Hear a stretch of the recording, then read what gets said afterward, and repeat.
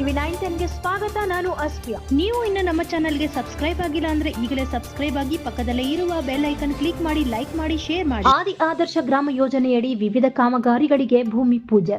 ಕೇಂದ್ರ ಸರ್ಕಾರದ ಪ್ರಧಾನಮಂತ್ರಿ ಆದಿ ಆದರ್ಶ ಗ್ರಾಮ ಯೋಜನೆಯಡಿಯಲ್ಲಿ ಗುಡಿಬಂಡೆ ತಾಲೂಕಿನ ಚೆಂಡೂರು ಗ್ರಾಮದಲ್ಲಿ ಸುಮಾರು 20 ಲಕ್ಷ ರೂಪಾಯಿ ವೆಚ್ಚದಲ್ಲಿ ಪರಿಶಿಷ್ಟ ಪಂಗಡ ಸಮುದಾಯದ ಮೂಲಭೂತ ಸೌಕರ್ಯಗಳಿಗೆ ಸಂಬಂಧಪಟ್ಟ ವಿವಿಧ ಅಭಿವೃದ್ಧಿ ಕಾರ್ಯಕ್ರಮಗಳಿಗೆ ಇಂದು ಸಂಸದ ಡಾಕ್ಟರ್ ಕೆ ಸುಧಾಕರ್ ಗುದ್ದಲಿ ಪೂಜೆಯನ್ನು ನೆರವೇರಿಸಿದರು.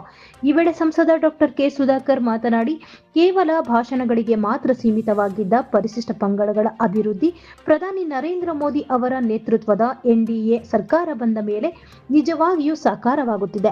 ಪರಿಶಿಷ್ಟ ಪಂಗಡಕ್ಕೆ ಸೇರಿದ ಒಬ್ಬ ಸಾಮಾನ್ಯ ಮಹಿಳೆ ಇವತ್ತು ದೇಶದ ಅತ್ಯುನ್ನತ ಪದವಿಯಾದ ರಾಷ್ಟ್ರಪತಿ ಸ್ಥಾನವನ್ನು ಅಲಂಕರಿಸಿದ್ದಾರೆ.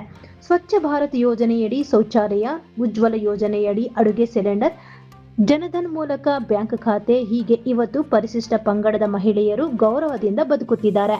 1999ರವರೆಗೆ ಕೇಂದ್ರ ಸರ್ಕಾರದಲ್ಲಿ ಪರಿಶಿಷ್ಟ ಪಂಗಡಗಳ ಕಲ್ಯಾಣಕ್ಕೆ ಪ್ರತ್ಯೇಕ ಖಾತೆಯೇ ಇರಲಿಲ್ಲ. ವಾಜಪೇಯಿ ಅವರ ಕಾಲದಲ್ಲಿ ಪರಿಶಿಷ್ಟ ಪಂಗಡ ಕಲ್ಯಾಣಕ್ಕಾಗಿ ಒಂದು ಪ್ರತ್ಯೇಕ ಸಚಿವಾಲಯವನ್ನು ಸ್ಥಾಪನೆ ಮಾಡಲಾಯಿತು. ಪರಿಶಿಷ್ಟ ಪಂಗಡಗಳ ಅಭಿವೃದ್ಧಿ ಬಗ್ಗೆ ಯಾವುದಾದರೂ ಒಂದು ಪಕ್ಷಕ್ಕೆ ಬದ್ಧತೆ ಇದ್ದರೆ ಅದು ಬಿಜೆಪಿಗೆ ಮಾತ್ರ. ಎನ್ಡಿಎ ಮೈತ್ರಿಕೂಟದಿಂದ ಮಾತ್ರ ಪರಿಶಿಷ್ಟ ಪಂಗಡಗಳ ಅಭಿವೃದ್ಧಿ ಸಾಧ್ಯ ಎಂದರು. ಇನ್ನು ನಮ್ಮ ಮುಖಂಡರುಗಳು ಕೇಂದ್ರ ಸರ್ಕಾರದ ಜನಪರ ಯೋಜನೆಗಳ ಕುರಿತು ಜನಸಾಮಾನ್ಯರಿಗೆ ತಿಳಿಸುವಂತಹ ಕೆಲಸ ಮಾಡಬೇಕು. ಪ್ರತಿ ಮನೆಗೂ ಭೇಟಿ ನೀಡಿ ಮನೆಯಲ್ಲಿ ಕೇಂದ್ರ ಸರ್ಕಾರದ ಯೋಜನೆಗಳು ದೊರೆಯುತ್ತಿದೆಯೇ ಅಥವಾ ಇಲ್ಲವೇ ಎಂಬುದನ್ನು ಖಚಿತಪಡಿಸಿಕೊಂಡು ಅವರಿಗೆ ಈ ಯೋಜನೆಗಳ ಸೌಲಭ್ಯಗಳು ದೊರಕಿಸಿಕೊಡುವಂತಹ ಕೆಲಸ ಮಾಡಬೇಕು. ಜನರು ಯಾವುದೇ ಅಭಿವೃದ್ಧಿ ಕಾಮಗಾರಿಗಳಿಗಾಗಿ ನನ್ನನ್ನು ಸಂಪರ್ಕ ಮಾಡಿ, ಅಭಿವೃದ್ಧಿ ವಿಚಾರದಲ್ಲಿ ನಾನು ಕಾಂಗ್ರೆಸ್ ಸರ್ಕಾರದ ಜೊತೆಗೂ ಮಾತನಾಡಲು ನಾನು ಸಿದ್ಧನಾಗಿರುತ್ತೇನೆ.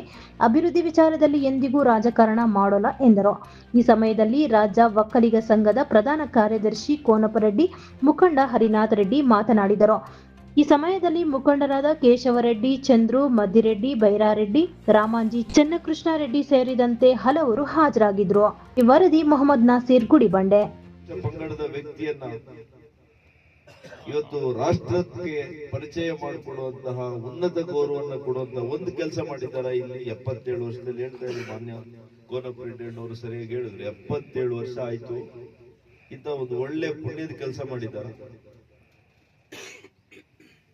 ದೇಶದಲ್ಲೇ ಹೇಳಿದ್ರು ಗರೀಬಿ ಹಟಾವು ಅಂತ ಘೋಷಣೆ ಮಾಡಿ, ಬಡತನ ನಿರ್ಮೂಲನೆ ಆಗೋಗಿದ್ಯಾ?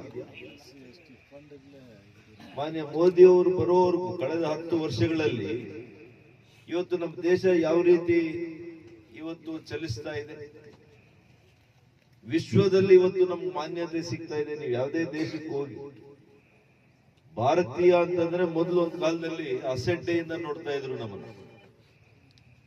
ಇವತ್ತು ವಿದೇಶದಲ್ಲಿ ನಾವು ಹೋದ್ರೆ ಭಾರತೀಯ ಅಂತ ಹೇಳ್ಕೊಳ್ಳಿಕ್ಕೆ ಹೆಮ್ಮೆ ಆಗ್ತದೆ, ಅಷ್ಟು ಗೌರವವನ್ನ ಕೊಡ್ತಾರೆ ಇವತ್ತು.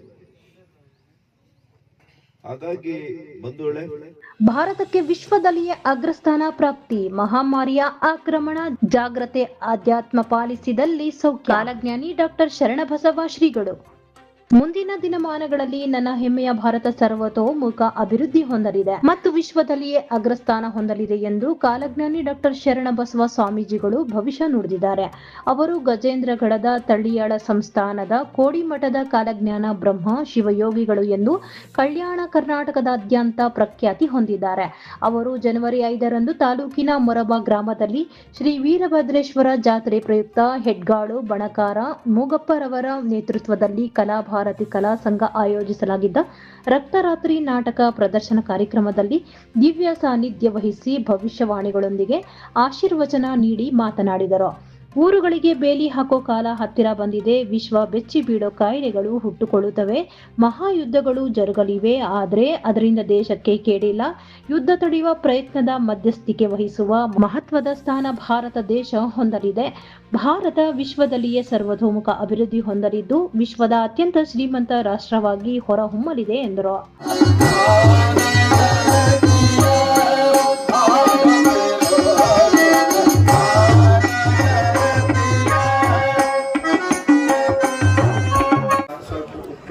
ನಾನೇನ್ ಮಾಡಿದ್ದೆ, ನಮ್ಮ ಭಾರತ ದೇಶದ 159 ನದಿಗಳು ಪ್ರತಿ ವರ್ಷ ಏನಾಗ್ತೈತಿ, ಜುಲೈ ಜೂನ್ ಒಳಗೆ ತುಂಬ್ತಿದ್ವು. ಈ ವರ್ಷ ಸ್ವಲ್ಪ ಲೇಟ್ ಆಗಿ ತುಂಬ್ತಾವ. ಆದ್ರೆ ಈ ವರ್ಷ ಏನೈತಪ್ಪ ಅಂದ್ರ ಮುಂಗಾರಿ ಸ್ವಲ್ಪ ಗಿಂಡೇಲಿ ಮಳೆ ಮುಂಗಾರಿ ಗಿಂಡಿಲಿ ಮಳೆ, ಬಂಡಿಗೆ ಬೆಳೆ, ಖಂಡಗ ರಾಶಿ, ಮರಬದೊಳಗ ಹಿಂಗಾರಿ ಮುಂಗಾರಿ ಮಾಡ್ರಿ, ಸಜ್ಜಿ, ತೊಗರಿ, ನ್ಯಾವಣಿ, ಬರಗ, ಶಾವಿ, ಉದ್ದು, ಅವರಿ, ಎಳ್ಳು, ಅಲಸಂದಿ, ಗುರೆಳು, ಪಟನ್ ಗುರೆಳು, ಸೂರ್ಯಕಾಂತಿ, ಉಳ್ಳಾಗಡ್ಡಿ ಹಾಕಿದವ್ರ ಮನೆ ಬಂಗಾರ ಗಡ್ಡಿ ಕಟ್ರಿ, ಮೆಣಸಿಕಾಯಿ ಹಾಕಿದವ್ರು ಕ್ವಿಂಟಲ್ ₹1,00,000 ಮೆಣಸಿಕಾಯಿ ಮಾಡ್ಕೊಡ್ರಿ. ನಿಮ್ ಮರಬಕ್ ಸುಕ್ಕಾಲವೇ ಸುಕ್ಕಾಲ ಸಮೃದ್ಧಿ ಇದೆ.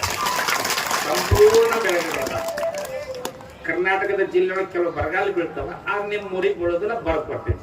ಅಷ್ಟು ಸಮೃದ್ಧಿಯ ಮಳೆಗಳು ನಿಮಗೆ ಸಿಗುತ್ತಾವೆ. ರೈತರಿಗೆ ಸುಕ್ಕಾಲ ಐತೆ, ಜೊತೆಗೆ ಭಾದ್ರಪದ ಬಹಳ ಕಷ್ಟ ಐತಿ. ಈ ವರ್ಷ ಮತ್ತೊಂದು ಹೊಸ ರೋಗ ಉತ್ಪತ್ತಿ ಆಗ್ತೈತಿ. ಕೆಲವು ಪಟ್ಟಣ ಹಿಂದಕೇನು ಬರಬಾರ್ದು ಬೇಲಿ ಹೆಚ್ಚಿದ್ರಿಲ್ಲ, ಈ ವರ್ಷನ ದೊಡ್ಡ ದೊಡ್ಡ ನಗರಗಳಿಗೆ ಬರಬಾಡ್ರಪ್ಪ ಅಂತ ನಿರ್ಬಂಧ ಹಾಕುವಂತ ಸಾಧ್ಯತೆಗಳು ಕೂಡ ಹೆಚ್ಚದವ. ಅದಕ್ಕೆ ದಯಮಾಡಿ ರೋಗ ಬರುವ ಸೂಚನೆ ಐತಿ, ಹುಷಾರಿಂದ ಬದುಕ್ರಿ. ವ್ಯಾಪಾರಸ್ಥರಿಗೆ ಸಾಧಾರಣ ಲಾಭ ಐತಿ, ಹುಷಾರಿಂದ ವ್ಯಾಪಾರ ಮಾಡ್ರಿ, ಇಲ್ಲಾಂದ್ರೆ ಬೀದಿಗೆ ಬಂದು ಬಡವರಾಗ್ತೀರಿ ವ್ಯಾಪಾರಸ್ಥರಿಗೆ. ಜೊತೆಗೆ ಈ ವರ್ಷ ಏನಪ್ಪ ನಮ್ಮ ದೇಶ ಮಾಡೋದಂತಂದ್ರೆ, ರೈತರು ಒಟ್ಟು ಮೇವು ಬಹಳ ಜೋಪಾನ ಮಾಡ್ಕೊಡ್ರಿ. ದವಸ ಧಾನ್ಯಗಳನ್ನ ಕಾಳು ಕಡಿ ಸಂಗ್ರಹ ಮಾಡ್ಕೊಡ್ರಿ. ಬಹಳ ತುಟ್ಟಿಯಾಗಿ ಮಾಡ್ತಾವ, ಸಿಗುದು ಕಷ್ಟ ಐತಿ. ಒಟ್ಟು ಮೇವನು ಬಹಳ ತುಟ್ಟಿ ಆಕತೆ, ಸಿಗುದು ಕಷ್ಟ ಆಕತೆ. ಜ್ಯೇಷ್ಠದೊಳಗ ದನಗಳಿಗೆ ಒಂದು ಕೆಟ್ಟ ರೋಗ ಬರ್ತೈತಿ.